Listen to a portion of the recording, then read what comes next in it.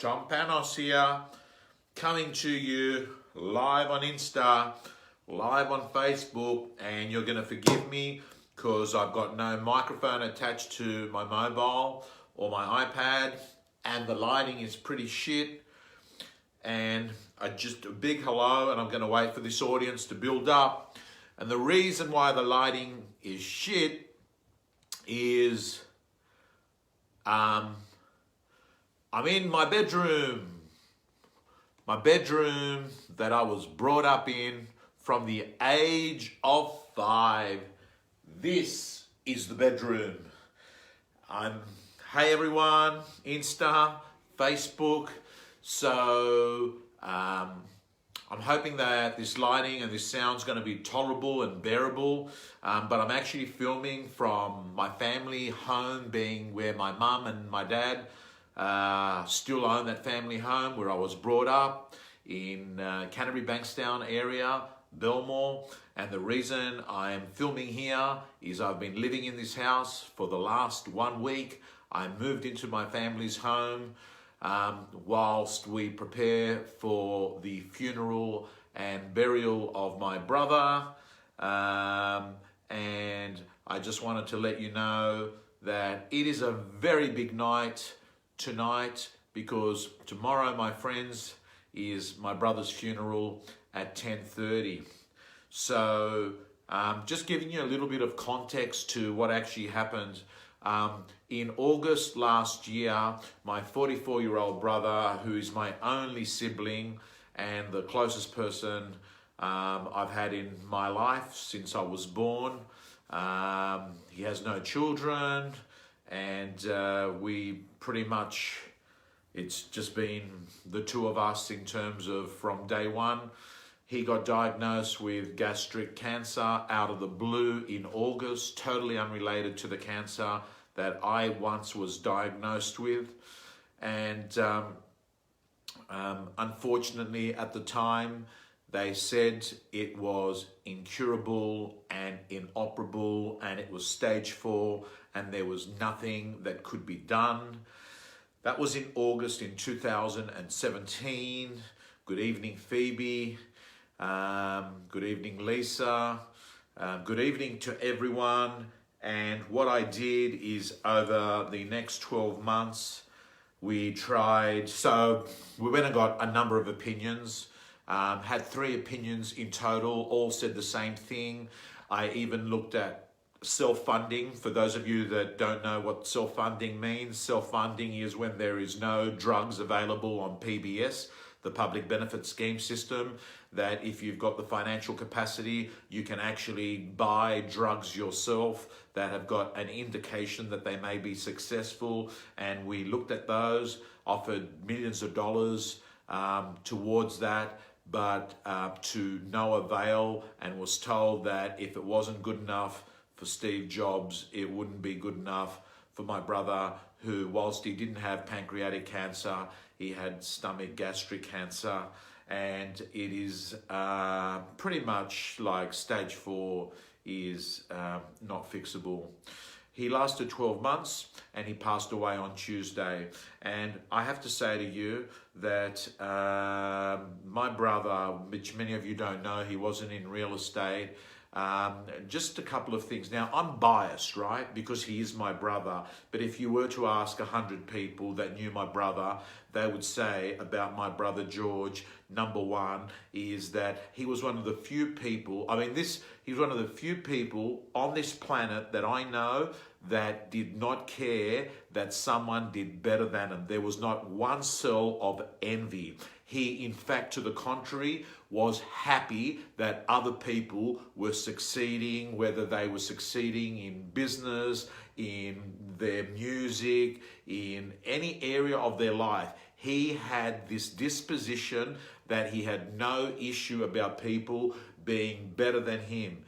Number one. Number two is that he was just a compassionate person that cared more about other people than himself. Again, I'm coming across, this is your typical, sad. I've lost my brother. He was the best guy.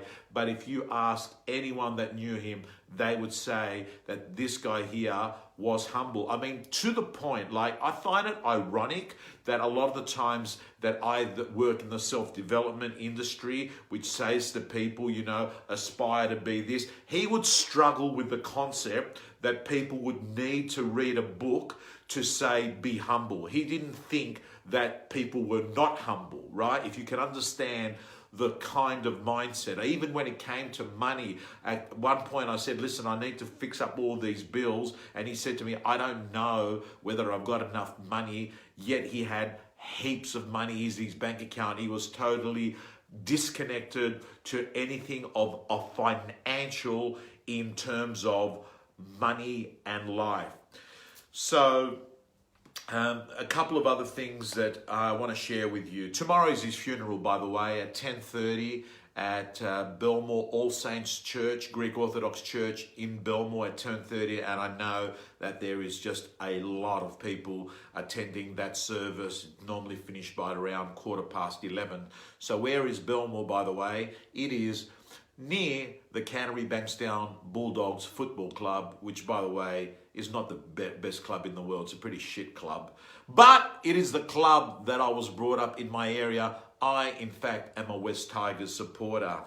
So I have to say to you that I made the decision about 3 weeks ago to actually more or less drop everything and just be with my brother. And I have to say to you, the best week of my life has just been spent.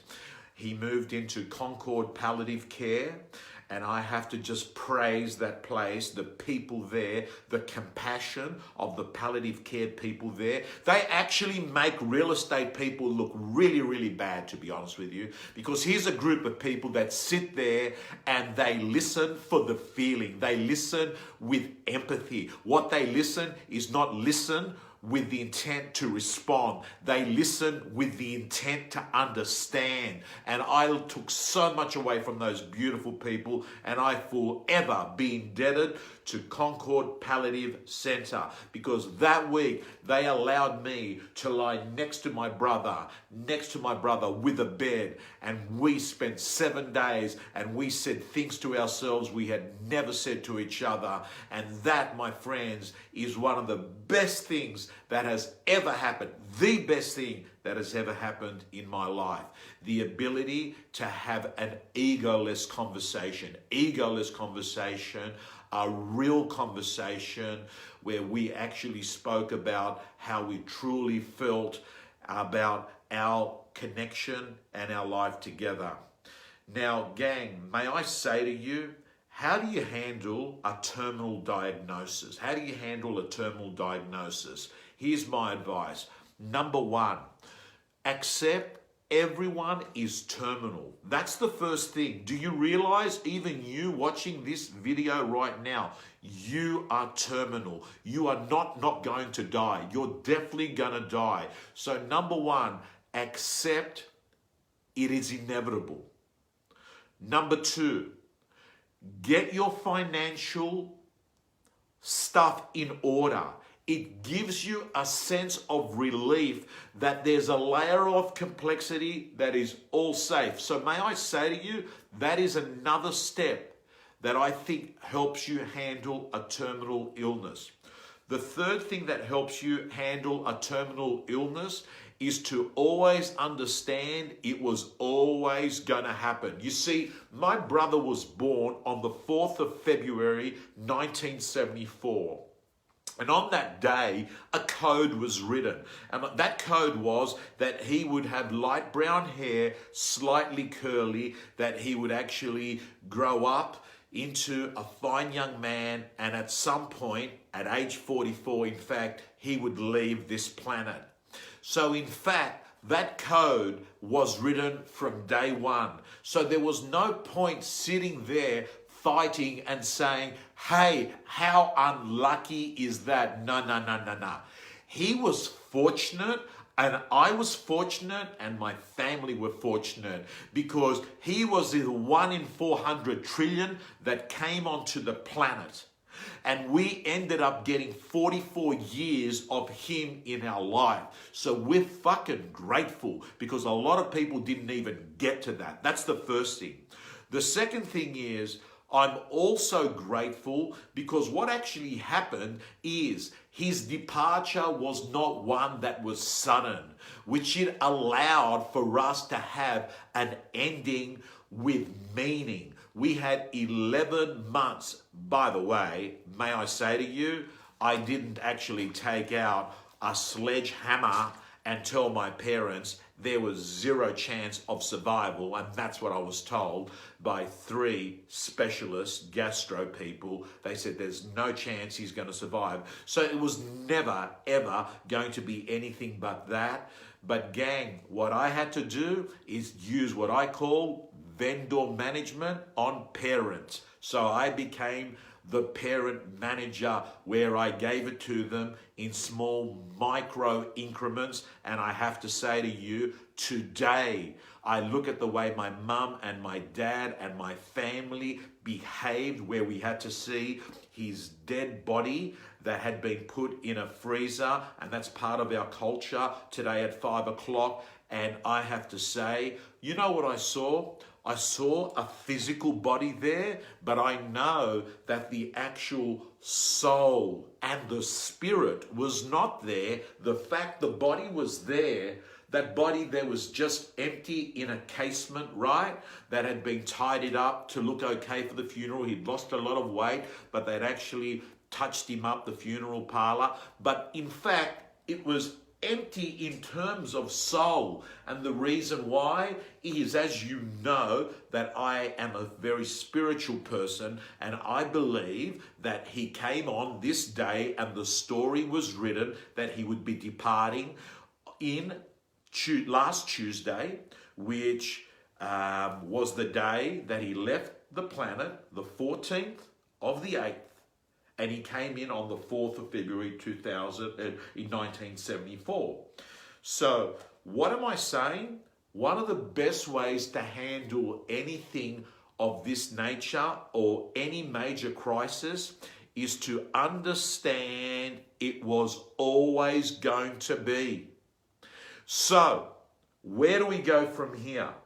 Number one, what you do is when you have a tragedy that comes into your life, you take that tragedy, and it is sad. Yes, it is sad. But you don't make it hell. You make it bearable. And that is what, my friends, I have been doing the best I can do to make it bearable, because someone needs to stand up and actually be a pillar of strength in the family. I've attempted to do it, but the good news is that my mum and my dad have stepped up, and that's important. You know why? Because I have seen families that have tragedy, and you know what actually happens? They fight, they argue, they split up, they blame doctors, they blame each other, and it is fucking hell. And hell is disaster. So what do?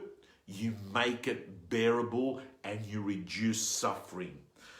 So, guys and girls, I'm going to finish this rant because I still need to do a half-hour podcast for the real estate gym.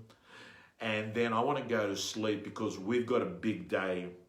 Gang, my final words to everyone is, I want to thank each and every one of you who have given me good acknowledgement and support to my family. Father Stavros, I also want to acknowledge you. He's online now on Facebook, an incredible human being, and his support throughout the whole process. It's from Canterbury Hurlstone Park Greek Orthodox Parish, where both my daughters did their preschool daycare. He's been absolutely incredible, and for that I'm so indebted, and I hope that we have a long-term relationship, because I have to say to you, guys and girls, There are some issues in life. A bank manager's not going to help you. A solicitor's not going to help you. A builder's not going to help you. The best judge in the world's not going to help you. You need a spiritual solution for a physical problem. And you've heard me say it before. We are spiritual beings having a human experience, that we come into this planet. We don't know how we're going to die, and we don't know when we're going to die, but I'm going to be using my brother's life as a template, as a blueprint, as a roadmap to try and live my life. Because as far as I'm concerned, some of the best gifts in life come badly wrapped. And my brother's gift is this. It's going to allow me to live a life more of substance and less of style. And that, my friends, is the gift that came out of my 44 years with my brother. Guys and girls, for those of you that are unsure, that are coming to the service tomorrow, I'll get Susan to put it in the notes on Facebook. It's 10:30 a.m. at All Saints Greek Orthodox Church at Belmore at 10:30. Guys and girls, I look forward to seeing you back face to face, talking to you at conferences. We've got a lot of stuff lined up for 3 weeks now. My number one priority has been my brother, and that has been the best decision I've had in my life. Thank you, and God bless you.